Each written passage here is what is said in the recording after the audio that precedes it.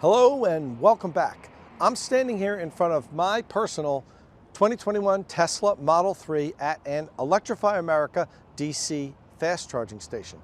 We're not really here to do a charging test like we usually do. We're actually going to be taking a deep dive at charging losses. Now, this whole topic kind of originated recently when I did a Lucid Air 0 to 100% DC fast charge test. I actually was the first person in the world to be able to do that, at least publicly. I'm sure Lucid did that in their private tests. And the problem is, it sparked some discussion online that the fact that the station displayed 134 kilowatt hours dispensed when I was done, but the fact that Lucid only says that they have a 118 kilowatt hour battery pack. So there's some people online saying, oh, at least Lucid's lying. The battery's bigger than what they claim. But I tried to explain it. I wrote some articles on Inside EVs. We did the best we could to explain charging losses and the fact that during DC fast charging and level 2 charging also, there's always losses. The problem is some of the people that had difficult absorbing this are real pure Tesla fans, and nothing against Tesla fans. Hey, I own one. But the problem is when you supercharge, Tesla superchargers don't have display screens that show you the amount of energy dispensed. The only thing that you can go by is inside the vehicle, there's your interior display screen, and that shows you how much energy has been taken in by the car. It doesn't show charging losses. That leads a lot of Tesla owners to believe that there's no charging losses. It even tricked Car and Driver, and they said that when they did their DC fast charging on the car that it's 99% charging efficient. They just didn't understand how this works and didn't realize that the Tesla screen doesn't show charging losses. So the only way I can do that here in the US is to use an adapter. This is a CHAdeMO adapter. I'm here at a 50 kilowatt CHAdeMO station on Electrify America network. We're going to plug this in. We're going to record the whole charging session.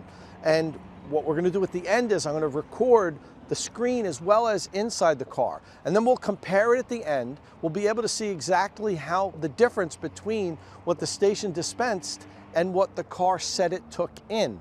And that will hopefully help us explain charging losses, and people could have a better understanding of what goes on when they're charging and where those losses happen. I'll try to explain all of that.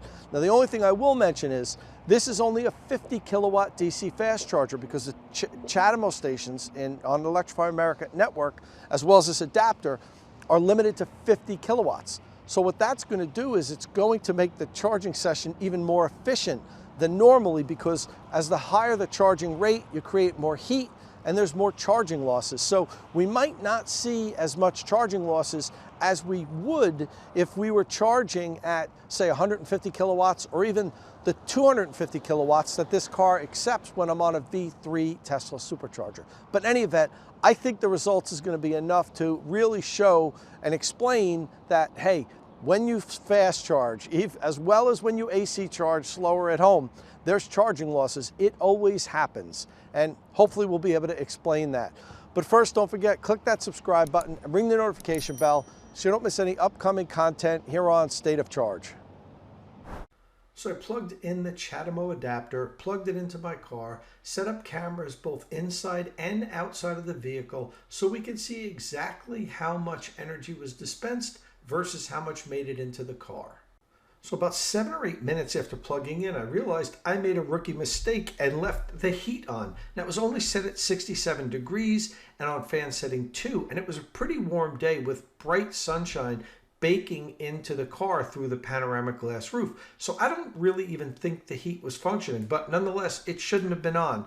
I quickly went inside the car and turned it off. Now, as I said, it was only on for a few minutes. I don't think it would have drawn even a tenth of a kilowatt hour, but I wanted to note that because it was running for a few minutes in the beginning of the charging session.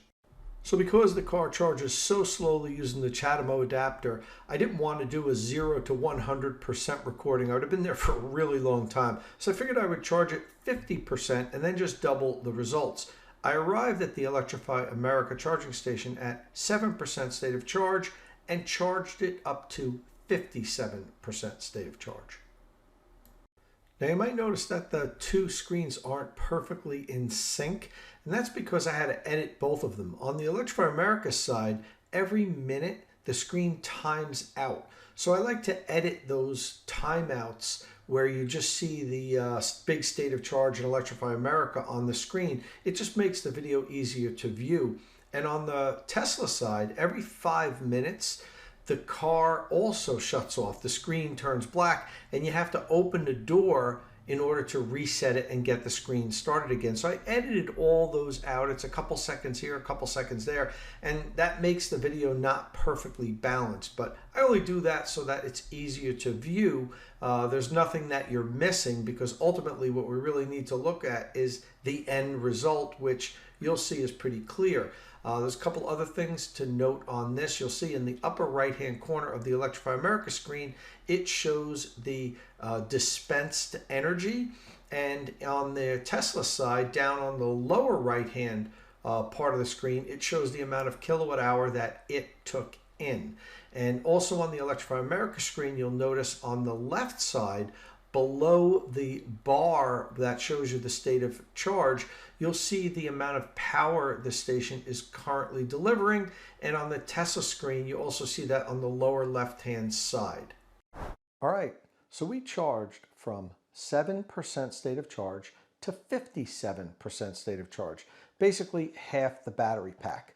And the station showed that it dispensed a little over 39 kilowatt hour. However, Tesla's in-car screen showed that the car had taken in 35 kilowatt hour. So that's a difference of about 4 kilowatt hour. Now, we don't know if it was 35.2 or 35.4 kilowatt hour, because Tesla just rounds it off. So let's just give the Tesla the benefit of the doubt and say it was 35.5. So that means we lost about 3.5 kilowatt hour of energy in this charging session. Well, that's the discrepancy between what Electrify America said that they dispensed and what the car took in. And that's with charging the car 50%. So if we double it, that's about 7 kilowatt hour of charging losses. Now, my Model 3 has the 78 kilowatt hour total pack size. The usable pack size when it was new was somewhere around 74 or 75 kilowatt hour. But my car's over a year old. I have about 17,000 miles on it, and I've had some degradation so far.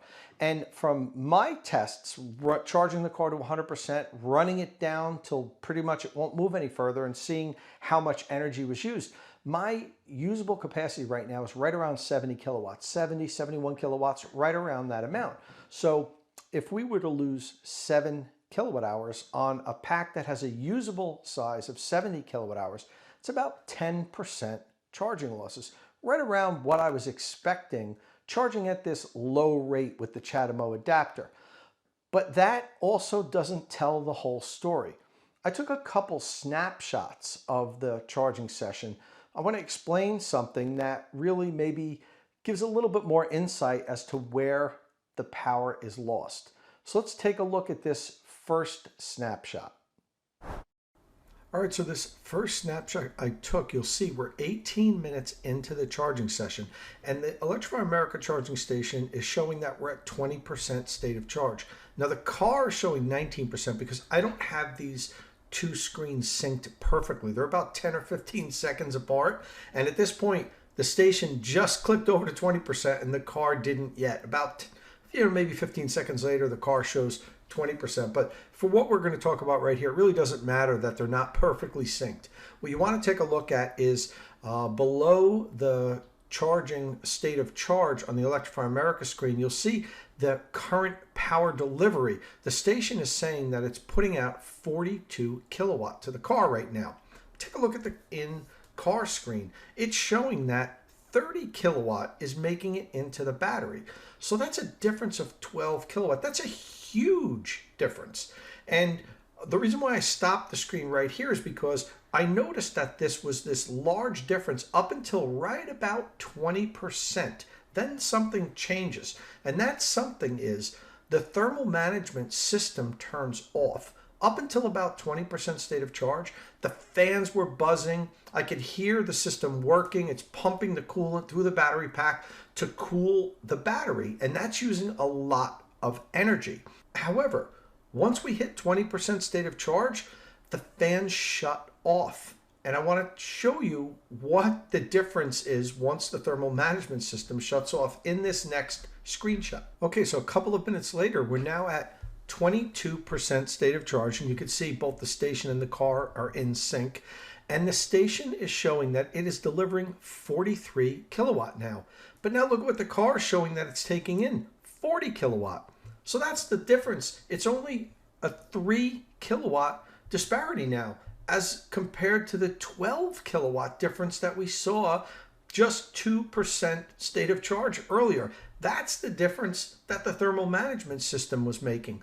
And as you can imagine, if we were charging at a higher rate, the thermal management system would have to stay on much longer. If it was hotter out in the middle of the summer, it was relatively cool now. It was like in the 50s, so the battery wasn't really hot. And we're charging at such a low rate at only 43 kilowatt. If this was a Tesla supercharger, even a V2 supercharger at 150 kilowatt, the thermal management system would be blasting away, let alone if it was a V3 and we were pulling in over 200 kilowatt, the thermal management system would be staying on for most of the charging session. And you can see just how much energy it uses by the difference in these two screenshots. So as you could see, when the thermal management system was blasting away to keep things cool, we were losing a lot more energy. But charging on a 50 kilowatt DC fast charger through the CHAdeMO adapter, we're not going to really generate nearly as much heat as if we would if we were supercharging. My car can accept up to 250 kilowatts. When I'm at a V3 supercharger, the fans are blasting nearly the entire time I'm charging. They'll stop maybe once I get over 80% when the charge rate really drops down. But I could run 35, 40 minutes with the fans just blaring. They're using a lot of energy. So if we were doing a high-speed supercharging test, if there was a way for us to monitor the charging losses, I suspect it would have been a lot more than what we've seen here. But again, the charging losses aren't an exact science. We're not going to be able to replicate every time the amount of loss. It's going to be different on every EV, on every charging session, because it really makes a big difference on what the battery temperature was when you plugged in, what the ambient temperature is, what the state of charge was, because at different states of charge, the car accepts different amounts of power. So there's really no way for me or anybody to give you an exact explanation of, look, this is how much you're going to lose. It's going to change every time. But one of the things we have come to see is the average is somewhere around 10%. Now, Tesla cars seem to be a little bit more efficient in the charging process than some of the other EVs. It's probably part of what Tesla does. They have that secret sauce with a lot of things, part of the reasons why their cars are so good and why people like them. But other EVs we've witnessed, like the Lucid Air, when I did the DC fast charge test, the charging losses were about 13.5%. I did the Porsche Taycan recently. It was about 12% charging losses. So, you know, this is average throughout the industry. And it's just with Tesla, you don't get to see how much energy was dispensed. You only get to see that number inside the car that shows you how much the car accepted into the battery. So I think it leads a lot of the owners to just have this false sense of efficiency, thinking that the car is so uber efficient that there's no charging losses, and that just isn't the case. So we've been talking about charging losses when you DC fast charge. Well, how about when you AC charge at home, level 2 charging, or on the road at a destination charger? There's losses there also. It's different type of losses because you don't have as much loss to heat, and the thermal management system typically isn't kicking on. However, what you have then is conversion losses, because when you're charging from AC, the onboard charger has to convert that energy to DC to store it in the battery pack. You don't have to do that when you're DC fast charging because it's coming as DC, it goes right into the battery. But when you're charging on AC, that electricity has to be converted from AC to DC, and there's always losses when that happens inside the onboard charger. Some cars are more efficient than others with this conversion, and also the fact that the real-time losses might be lower than DC fast charging, but since you charge for such a longer time, they add up. The Tesla Model 3, you might need to charge for 8 or 9 hours if it was from 0 to 100%. And over the course of the time, those charging losses add up. I was able to find Tesla's EPA certification papers that they file with the EPA, which has to include a bunch of information. Part of it is also charging losses on AC, not DC fast charging. And on the new Model 3 that has the larger battery pack that mine is, sometime in the middle of 2021, Tesla increased the size of the battery pack from 78 kilowatt hour to 82 kilowatt hour. I just missed it by about 6 months. I've got the smaller battery, but they increased it to 82 kilowatt hour. And of that, somewhere around 77, 78 kilowatt hour is usable.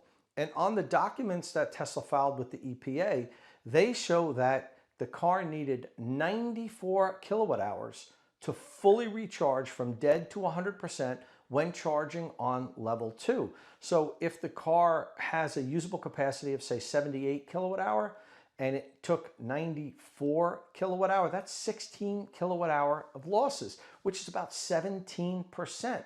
That's pretty high.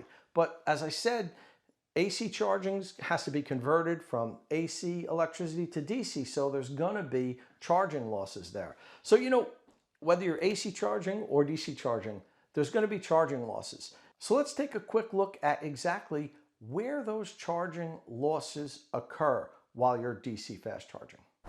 So let's take a quick look at the 3 main areas where charging losses occur when you're DC fast charging.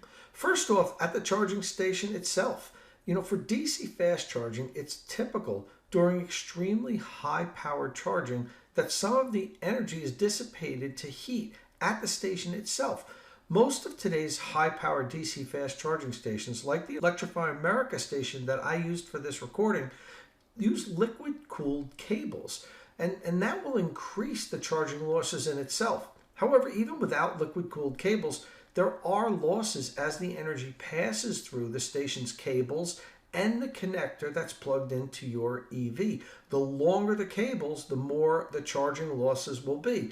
Now, these aren't a lot, but they add up when combined with the charging losses that occur in the car. Okay, next up, let's take a look at the thermal management system, mostly the cooling process during charging.